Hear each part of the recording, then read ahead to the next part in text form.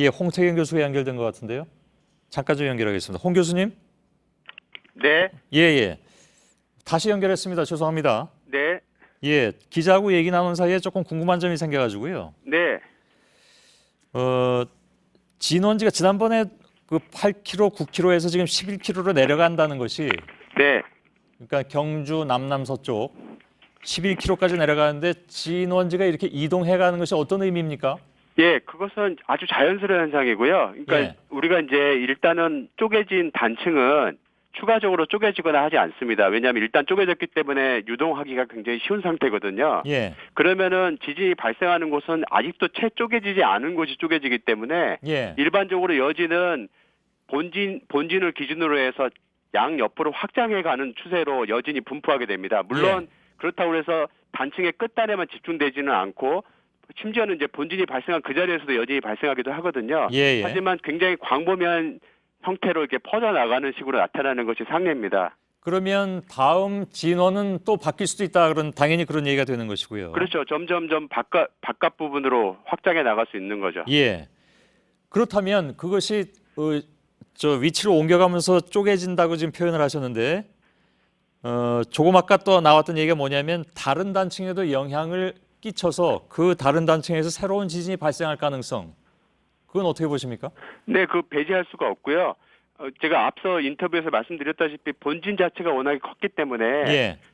그 본진에 의해서 풀린 힘이 주변에 여러 단층에 추가적으로 쌓였거든요. 예. 그 가운데 일부 단층이 활성 단층이라면은 이 추가적으로 쌓인 응력에 의해서 지진을 발생시킬 수가 있습니다. 예. 근데 이제 이 본진에 의해서 추가되는 이 힘이라는 것은 사실 그렇게 크지는 않지만 기존에 그 단층에 쌓인 힘이 워낙에 높은 상태라면은 예. 이것이 방아쇠를 당기는 효과로 작용하게 되거든요. 예. 그로 인해서 또 다른 큰 지진을 유발할 가능성도 있습니다. 알겠습니다.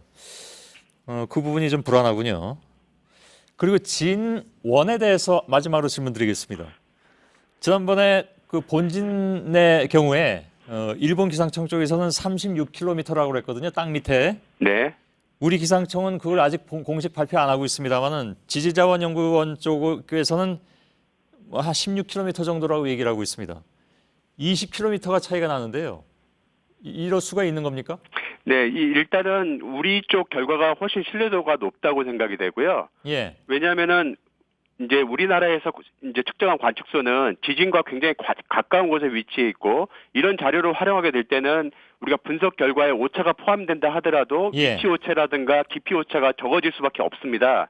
그에 반해서 일본에서 활용하는 데이터는 일본 열도에 이제 분포된 지진계를 활용하기 때문에 예. 그 가운데 지각 속도 구조에 따라서 굉장한 큰 오차를 포함할 수 있거든요. 예. 더군다나 이 40km라고 발표한 일본 이 발표는 그게 이제 우리가 지질학적으로 보자면 멘틀에 해당되는 깊이인데 이곳에서는 판내 환경에서는 지진이 발생하기 불가능한 위치입니다. 예. 그래서 그 결과는 사실은 틀린 결과라고 보이고요. 예. 근데 우리 멘틀 결과가- 깊이도 지역에 따라 좀 다르다는 얘기가 있던데요.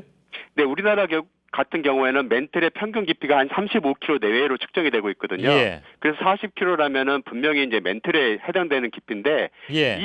이 지역 이제 깊이에서는 온도 압력이 매우 높기 때문에 지진이 유발되기 굉장히 어려운 상황입니다. 알겠습니다.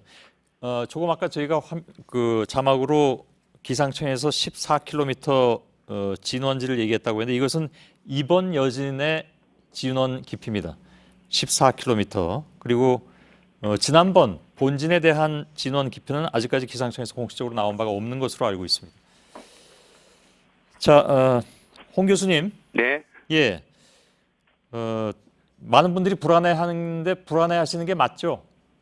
네, 여진도 규모가 작더라도 이번 뭐 여진이 결국 작은 수치는 아니지만 예. 사실 빈발하게 되면 불안할 수밖에 없는 상황입니다. 예. 더군다나 이런 여진이 지속되다가 그간에 이제 피로도가 쌓인 건물에 추가 피해를 주거나 붕괴되는 위험으로 갈 수 있기 때문에 예. 굉장히 이제 위험 부담이 커지는데요. 또 그뿐만 아니라 또 다른 큰 지진이 발생할지 모른다는 우려가 동반해서 상승하기 때문에 걱정이 크실 거라고 생각을 합니다. 예.